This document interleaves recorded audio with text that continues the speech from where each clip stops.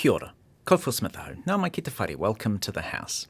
Parliament's week is traditionally shaped across 3 days, but recently that shape seems to be getting pushed at its boundaries. The norm is that on Tuesdays, MPs turn up from far-flung electorates and homes and meet as party groups for caucus meetings. And then in the afternoon, the House sits, as it also sits on Wednesday and Thursday afternoons. The Wednesday and Thursday mornings are set aside for select committee meetings. Half the committees meet each day. There are not enough MPs or meeting rooms for them to meet both days. That's the typical traditional shape.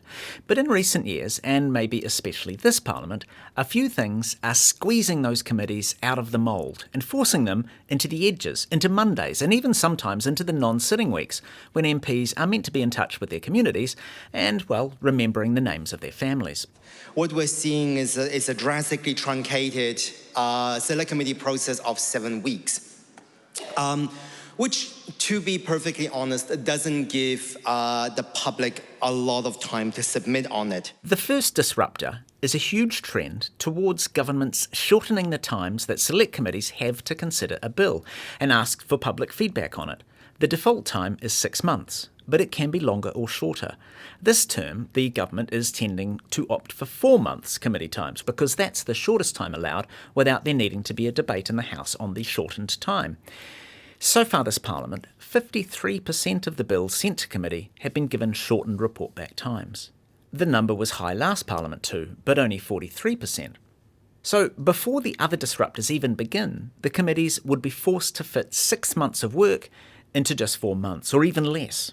Surely the enormous profitability of online gambling is such that a requirement to provide at least some community return would not deter operators from seeking licences. That's a committee meeting that took place on Monday. Definitely not a normal committee day. They were hearing evidence on the online casino gambling bill, which has attracted thousands of submissions, many from community or charitable groups that receive funding under current gambling law.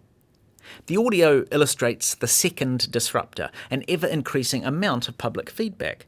Public engagement with select committees has ballooned in recent years in response to either bills that are contentious or that catch the public imagination. This term, there may simply be more contentious bills. There are certainly a lot of bills with high volumes of public feedback, including the easy new record of 295,000 on the Principles of the Treaty of Waitangi Bill, 90% of which were opposed. Committees that want to hear as many as possible of the submitters have to split their committee and or expand their meeting times. The clerk has been informed the introduction of 4 bills. Online Casino Gambling Bill, introduction. Healthy Futures Pai Ora Amendment Bill, introduction.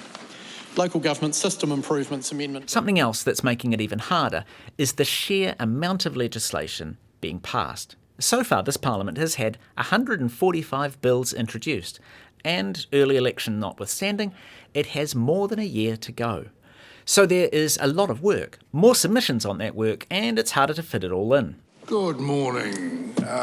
When we finished last evening, we were debating instruction. Fitting it all in is made especially hard by the fourth factor. All of that legislation is stealing committee mornings. When the government takes urgency or schedules extra sittings, those are mornings when committees can't usually meet. Both urgency and extra sittings have happened a lot this Parliament. With a year to go, the current Parliament has had 368 hours of extra debating time. That's more than any of the previous 4 Parliaments had in their full terms. This week's extra morning is on Thursday. They alternate. Wednesday's 1 week, Thursday's the next. And that means every committee loses up to half their usual working hours, and with more work to do. As a father of 2 young children and an IT professional, I'm concerned about online safety. I started SafeSurfer, co-founded it 10 years ago. So for us, positive regulation is about setting clear, smart rules of the road for the digital age. That was also on Monday. This time, the Education Committee, which, despite the extra workload, the shorter deadlines and reduced meeting times, have undertaken an inquiry into addressing online digital harm to young people. That's an inquiry unrelated to current legislation, and that's commendable and traditional, but committees seldom seem to find the time anymore. To make it possible, the Education Committee was meeting outside the normal parliamentary week. This has been made more possible by the relatively recent allowance for committees to teleconference, and that possibility is another factor in the burgeoning schedule and workload. You've been listening to The House at Te Whakarongo Koe ki te Whare. This program is produced with funding from Parliament's Office of the Clerk. Mā te wā.